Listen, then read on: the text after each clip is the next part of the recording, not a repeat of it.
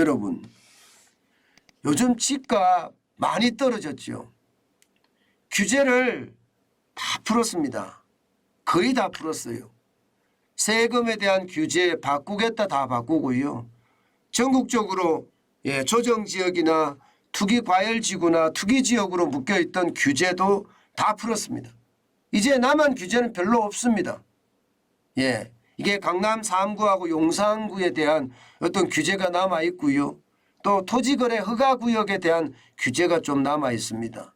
여기에 세금 문제도 아직까지 민주당의 반대로 이게 통과는 안 되고 있지만 정부는 어떻게 하든 이거 세금 부담 줄여주겠다 이렇게 이야기하잖아요. 그러면서 대출에 대한 규제도 대부분 풀고요. 왜냐하면 분양받는 사람들이 중도금을 대출받아야 되는데 이게 대출 규제를 해버리면 중도금 대출을 못 받잖아요. 이 규제마저도 풀었습니다. 그랬더니 집값이 그래도 떨어지고 있는 거죠. 이게 그랬더니 집값이 올랐다 이렇게 돼야 되는 요즘 데드캣 바운스라고 해서 조금 올라가는 모양새는 보이지만 그래도 집값은 작년에만 뭐 금융위기 이후 최대 아니 금융위기의 2배 금융위기 때는 10%대 떨어졌다면 작년에는 20% 떨어졌잖아요. 금융위기의 2배라고 이야기할 만큼 집값이 많이 떨어졌습니다. 그런데 그 사이에 말입니다. 오피스텔 값은 장난이 아닙니다. 여러분 일단 오피스텔 이거 한번 보시죠. 한 달 새 오피스텔 거래량 감소율입니다. 47.67% 거래가 반토막 나버렸습니다. 한 달 사이에. 작년 12월에 오피스텔 거래는요. 837채입니다. 서울에서. 그런데 올 1월에는요. 438건이에요. 굉장히 많이 줄었죠. 거래가 준다는 건 여러분 가격이 떨어진다는 이야기예요.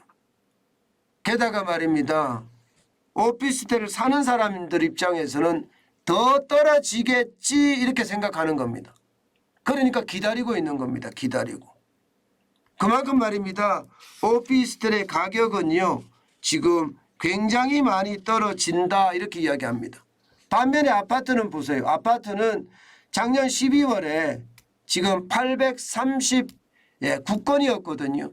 그런데 올 1월에 아직 며칠 남았습니다만은 1317건까지 늘어났습니다. 1317건. 건수가 굉장히 많이 늘어났죠. 거래 건수가. 이 말은 아파트 시장에서는 뭔가 분위기가 달라지고 있다 이런 얘기예요. 반면에 오피스텔 시장은요. 급속하게 더 쪼그라들고 있다 이런 얘기입니다. 오피스텔은 생각했던 것보다 많이 떨어지고 있는 거고요. 지금 집값보다 더 많이 떨어진다는 게 지금 현실이잖아요. 보시는 것처럼 2022년 8월까지만 하더라도 0.01%가 올랐습니다. 왜냐하면 이때만 하더라도 아파트의 대체제가 쉽게 말하면 아파텔이라는 거예요. 아파텔. 오피스텔인데 이게 전용 면적도 넓고요. 이게 아파트 역할을 한다고 해서 많이 팔렸습니다. 그러니까 올라갔죠. 아파트의 대체제로 오피스텔이 굉장히 팔렸다는 이야기예요. 그런데 그 이후에 떨어지는 거 보세요. 여러분. 8월에는 0.08%가 떨어졌는데요. 10월에는 0.15%가 떨어지고요. 11월에는 0.20%, 12월에는 0.24%고요. 올해 1월에는요. 현재까지 0.26%. 보시는 것처럼 시간이 지날수록 낙폭이 더 커지죠. 낙폭이. 그러면 오피스텔을 사는 사람들은 어떨까요? 아무래도 더 기다리자. 더 기다리자. 기다리면 더 떨어지겠다 하는 게 지금 시장의 분위기입니다. 전체적으로 물론 지역에 따라 다 틀리기는 하지만요. 오피스텔 가격도 집값처럼 적게는 한 30%, 많게는요 50%까지 50% 가까이 지금 떨어지고 있는 것도 현실입니다. 아마 지금 마이너스 P라고 하나요? 실제 오피스텔의 마이너스 P가 많이 붙습니다. 분양가보다가 오히려 떨어지는 그런 현상까지도 지금 나타나고 있는 것이 오피스텔입니다. 게다가 말입니다. 오피스텔은요. 총부채 원리금 상환 비율 DSR 말입니다. 40%에 묶여 있습니다. 40%에. 그러니까 DSR에 묶여 있으면요. 연소득이 6천만 원이다. 이런 사람이 6억짜리 아파트를 구입할 때는 4억 1천만 원까지 대출을 해줬거든요. 40년 만기에 금리 5%짜리를 말입니다. 그런데 6억짜리 오피스텔을 산다. 뭐 아파트를 산다. 그러면 1억 5천만 원밖에 대출을 해주지 않습니다. 1억 5천만 원밖에. 그러면 여러분 대출이 쉽지 않으니까 수요가 그만큼 줄겠죠. 수요가 그만큼 준다는 것은 값이 더 떨어진다는 이야기예요. 게다가 말입니다. 특례 보금자리론 9억 이하에 대해서 5억까지 대출을 해주는 거 말입니다. 이거 아파트는 쉽게 말하면 오피스텔은 예외입니다. 예외. 여기에 해당되지도 않습니다. 제외됩니다. 그러면 특례 보금자리론도 안 되고 여기에다 DSR 총부채 원리금 상환 비율도 40%로 적용이 되고 그렇다면 여러분 연소득 6천만 원 사람들이 이게 뭐 오피스텔을 할 때는 1억 5천만 원밖에 대출이 안 되니까 앞으로도 더 떨어지는 상황이 계속될 수 있다 이런 얘기가 되는 건가요? 사실 말입니다. 사실 오피스텔은요. 세금에 대해서도 지금 역차별을 받고 있습니다. 왜냐하면 비주택으로 오피스텔은 분류되기 때문에요.